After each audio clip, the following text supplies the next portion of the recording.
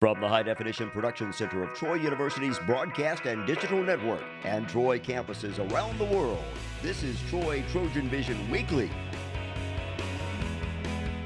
Hello and welcome to Troy TrojanVision Weekly. We're glad you joined us for this look at what's happening in and around Troy University. I'm your host, Aaron Taylor. Well, college students from across the state of Alabama converged on the Capitol to show their support for higher education in the state. Madison Neal reports on this year's Higher Education Day events. You're being here together is an opportunity. It's an opportunity for us to send a message. On Thursday, over 1,000 students from Alabama's 14 public universities rallied together in front of the Alabama State House to let their voices be heard. This is our 19th effort to try to make sure that the people who make public policy in this state understand the value of the investment in our universities. And this year's Higher Education Day was different than in the past. Instead of one large rally on the State House steps, there was a smaller rally and a formal luncheon on the Capitol grounds. We tried to do a little combination. We thought if we could put the energy of the rally into the parade and then have a chance for them to talk one-on-one with these policymakers, that the policymakers would really hear the most important part of this, which is the story of the individuals. And one of the speakers present at the luncheon was Governor Kay Ivey, who talked about the importance of higher education. I'm a product of higher education. I finished at Auburn and my first career was a high school teacher, so I too know the importance of quality higher education institutions helping train our young people for their futures and their careers. Traditionally, Higher Education Day is about college students coming to ask for more funding, but it looks like for the first time in years there's going to be more money in the budget.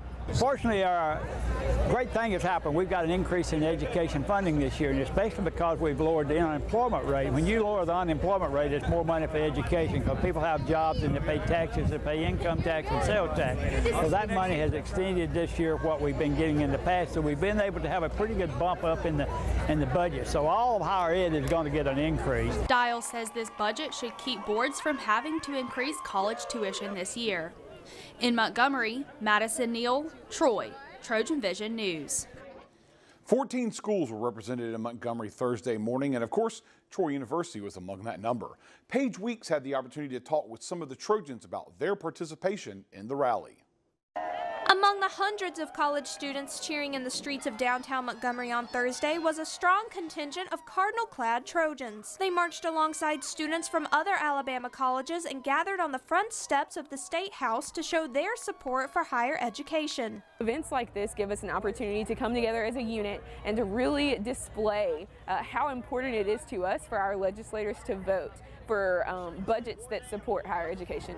Higher Ed Day wasn't all work, though. The day was filled with cheers, chants, stories, and a sense of unity among its participants. It's an incredible atmosphere. It's high energy. Everyone's really excited to be here. We had a parade earlier. There was a band. People were chanting. There's a lot of school pride here, and we're all just really excited to be here and advocate for our schools. But what happens when students, specifically students from rivalry schools, come face to face? Whether students were wearing orange and blue, crimson and white, or cardinal and black, today on Capitol Hill, rivalries meant nothing.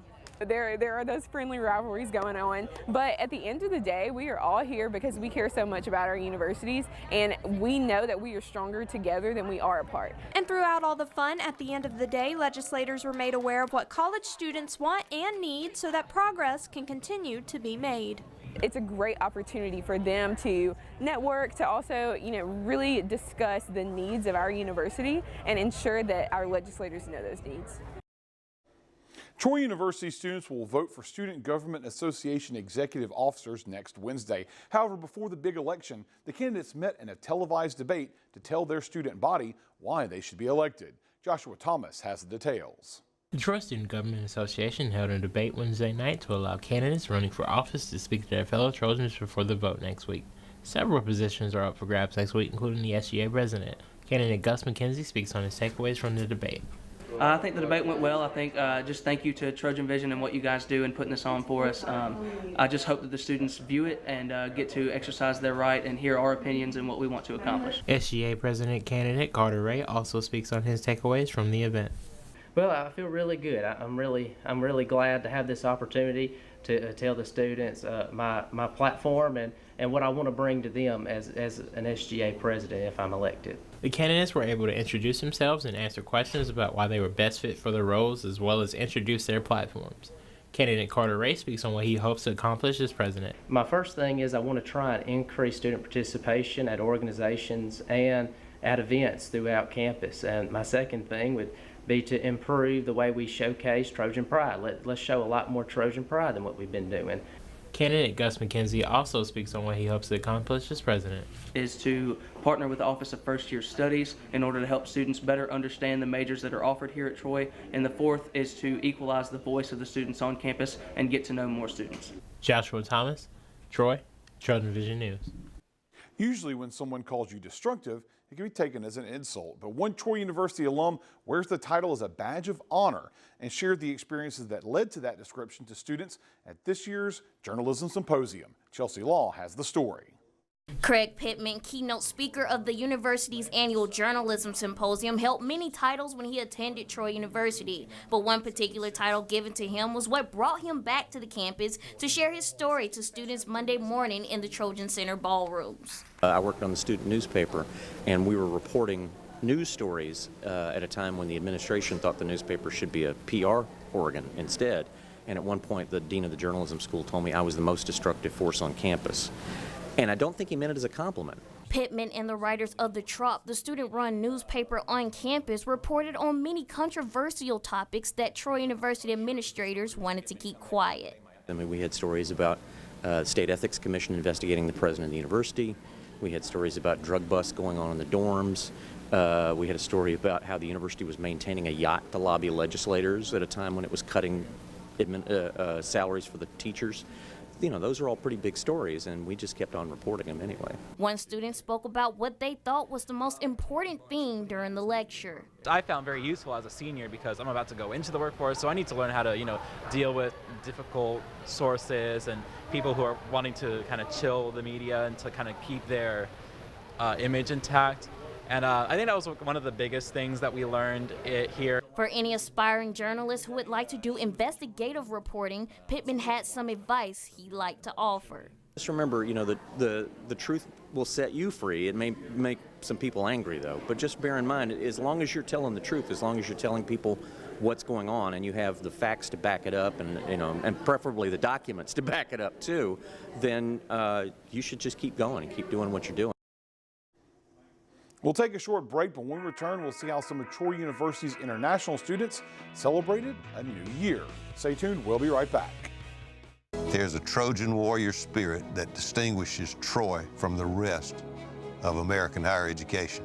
From the day a student enrolls at Troy, they become part of the Trojan family. It's very much the philosophy of the institution that we know our students by name and not by number.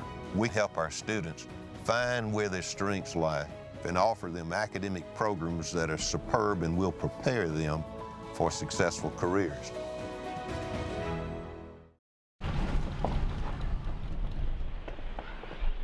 Got a quarter?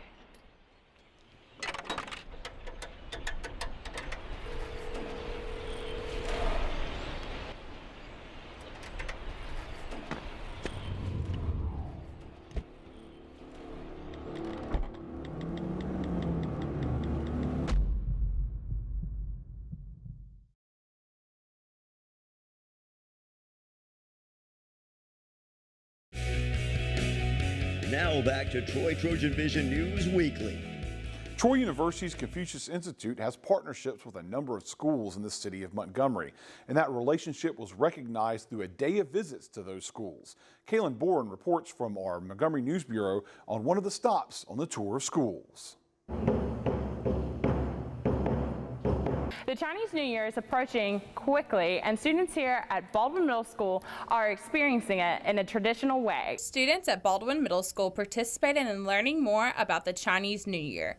They were able to watch students from Troy University's Confucius Department perform traditional Chinese New Year dances and poems. The Chinese New Year starts from today. That's the Chinese New Year's Eve. All of Chinese people are at home to celebrate Chinese New Year lunar year. And so that's the year of the dog. Troy University and Baldwin Middle School in Montgomery have a unique partnership that allows students to learn more about the Chinese language and culture. Well, here at Baldwin, we have had a Confucius classroom for 3 or 4 years. I think going on 4 years. And so they have given us more of a world view of language. We actually teach several foreign languages here, and the students were extremely excited when we brought Chinese into that mix. So it's brought them a lot. Our students continue in high school. They begin earning credits in Chinese here through the Confucius Institute and the teachers they find for us, and then they will continue that in high school. The Baldwin Middle School principal expressed her gratitude towards the Confucius department at Troy. We appreciate all that the Confucius Institute at Troy has provided for our kids, you know, everything that they've done for us, like bringing this program today. If you'd like to learn more about the Chinese New Year and the Confucius Department at Troy University, go to www.troy.edu/Confucius. In Montgomery, Caitlin Boring, Troy, Trojan Vision News. While Montgomery school children were learning about Chinese New Year through presentations, Troy University students were able to experience the celebration firsthand. Adoria Hughes has the story. That's Happy New Year for those of you who don't speak Chinese. That was just one of the lessons taught at this year's Chinese New Year celebration Thursday night in the Trojan Center ballrooms. The reason why we unite together here is that we always celebrate the Spring Festival with our families. However, we are on the other side of the earth, thousands miles away from our family. And we introduce you guys, the Troy community, the Spring Festival. The reason that we believe that you are also our family, and we would like to enjoy this traditional, special Chinese New Year with you guys. The Chinese New Year is also known as the Spring Festival in modern China, and during the New Year's celebration, individuals were able to learn the history behind the Chinese cuisine. I learned about who invented the dumpling, some guy named Zhang Zhongyan. I can't say it right, but I know about the dumplings, about the dancing, the singing, and their culture. So being part of SGA was a great opportunity to be here for a second year to watch them, and learn something. This year's Chinese New Year is the Year of the Dog, and the Chinese New Year is an occasion for Chinese families to gather with family and friends. So the meaning of the Chinese New Year is like the family reunion to each other. So I really want people who come to this celebration not only learn from the Chinese culture, but also learn how to get along with your family members, how to deal with your relationship with your friends. Adoria Hughes, Troy, TrojanVision News.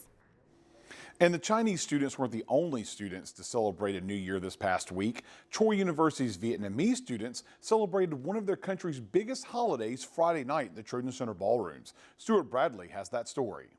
This past Friday, the Vietnamese Student Association threw a celebration for Tet, also known as the Vietnamese Lunar New Year. To commemorate the new year, which was dubbed Year of the Dog, the event focused on Vietnamese culture and traditions and sharing them with foreign friends. Tet, or Vietnamese Lunar New Year, is for family, friends, and people you love to celebrate and hope for a better year.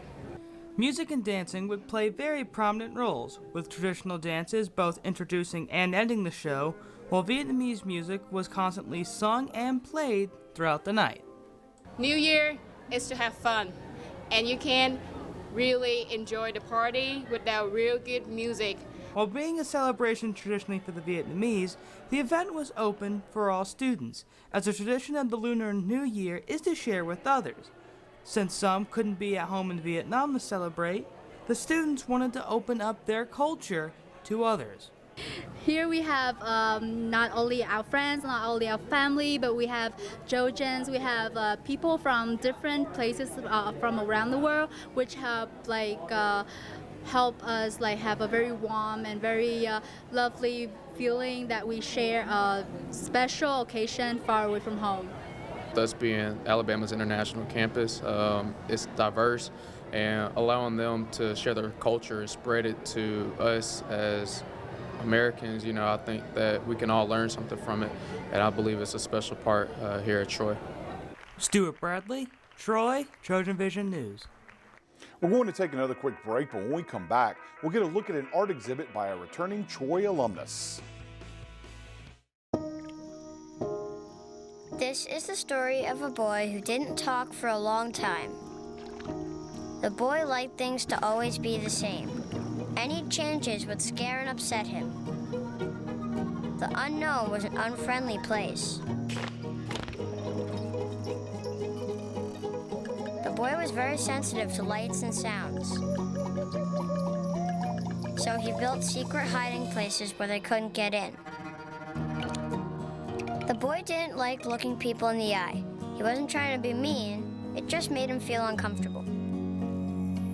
Sometimes he would flap his arms again and again. One day I found out I have something called autism. My family got me help.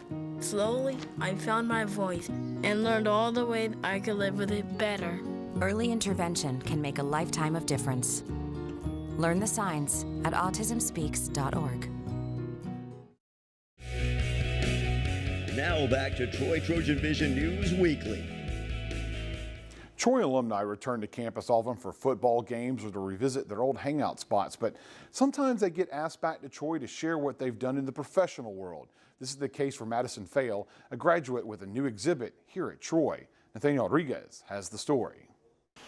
Troy University's International Arts Center is featuring the work of a former student for the first time in its history at the Hubao Zoo Gallery. The exhibit, called Prodigal Son, features the drawings, paintings, and sculptures of Troy graduate Madison Fail, who was asked to present his work at Troy. I don't think that has fully hit me yet, but it's a big honor to be back, and was very surprised when they asked me, but I'm very glad they did. Fail's exhibit features artwork from the past 2 years, as well as one piece he made while at Troy. There's been lots of series, lots of growth, and I think that you'll be able to see that by the way we have it hanging. I think it'll be very interesting. Professor Greg Skaggs said the exhibit is a precursor to a series of alumni shows that will take place in the fall, having chosen Fail first for his skill. He's been very successful at it. He's been painting and selling artwork in New Orleans and has done work in Savannah, and so just by his resume alone, I thought Madison would be a good fit. But the exhibit is not just to show off alumni artwork, it's also an educational tool. We look at it as a teaching tool, as a technique, so we look at artwork, we look at the painting, the style, how he applies paint, how he builds a structure, his surfaces, kind of all that, so we actually kind of then dissect the work itself and then use it in our classrooms. Fail will return to Troy University's campus to give a lecture on his artwork at his reception. The reception will be free and open to the public. Nathaniel Rodriguez, Troy Trojan Vision News. Troy University dancers are ready to show audiences a masterpiece. Opening night was Thursday in the Trojan Center Theater. Shantia Wilson gives us a behind-the-scenes look at the show. Wednesday night, Troy University's Department of Theater and Dance finished their final dress rehearsal in preparation for the spring dance concert, Masterpieces Dance. The inspiration of the show was masterpieces, but we decided to break the word apart, but also break the idea apart of what masterpieces are thought of and how people perceive masterpieces. So we wanted to incorporate what masterpieces are thought of and have these great staples and these great works that are known and famous and masterworks. And then we wanted to have brand new emerging works by world premieres, by new choreographers. There will be 8 pieces performed by over 60 dancers. Troy University majors Kenzie Haynes and Michaela Wade shared their excitement about the variety of performances the audience can expect. We do 8 total pieces, individual pieces, that highlight totally different things, every meaning of the word masterpiece. So anything from Starry Night to humans as masterpieces. It's very energizing. There's, highs and lows. There's modern. We have, more energetic dances. We have very nice and refreshing dances where you can just relax and enjoy it. And I love it. I think it just has a great variety, and it's not mainstream, it's not flat. It's just, I think it's really cool. The concert's opening show will be February 22nd in the Trojan Center Theater at 7. Shantia Wilson, Troy, Trojan Vision News. Troy's Pi Kappa Phi fraternity spent an entire week riding a bicycle to raise money for their philanthropy project. However, all their pedaling efforts literally got them nowhere. but as Seth Hawk shows us, that was exactly their goal. How do you get in a good workout while raising money for a philanthropy? Just ask the brothers of Pi Kappa Phi, as they found a way to raise money for the Ability Experience by riding stationary bikes on the social quad beside the Trojan Center. Well, what we're doing this week is it's our philanthropy week, and we're the only fraternity that owns and operates our own philanthropy, which is kind of a big deal. I take that personally. Like, that's one of the main reasons I joined Pi Kappa. But it's called the Ability Experience, and what we do is we raise awareness by doing stuff like this, like the Bike-a-thon and the Ability Carnival, which is Thursday. Troy's Pi Kappa Phi chapter got the idea to do this event from an event the National Fraternity does, and according to Holston, this event is a good way to give back to the community. We raise awareness, and we help raise money and build ramps and stuff like that for people with disabilities.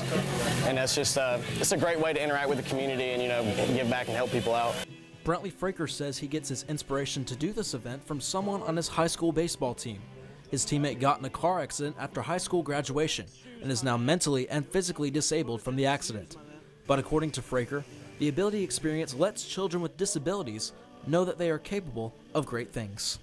I know disabled kids a lot of times don't really, like, they get picked on maybe, but the whole point of the Ability Experience is to make it so they feel like they're normal. They treat them like normal guys, normal girls. Pi Kappa Phi's Philanthropy Week will continue on Thursday, when they will host a carnival for special needs children on the intramural fields beside Trojan Arena. Seth Hawk, Troy, Trojan Vision News. It's time for our last break. When we return, we'll find out why a Troy University fraternity is walking to Panama City for spring break. The answer is coming up right after this. What if you could invest in the future of kids, like a stock? Not the kind of stock that's about making money, but a stock for social change. A whole new kind of investment called Better Futures. When you invest, it helps kids go to college. Believe in us. Invest in us. Watch us grow. My name is Sydney, and I'm your dividend.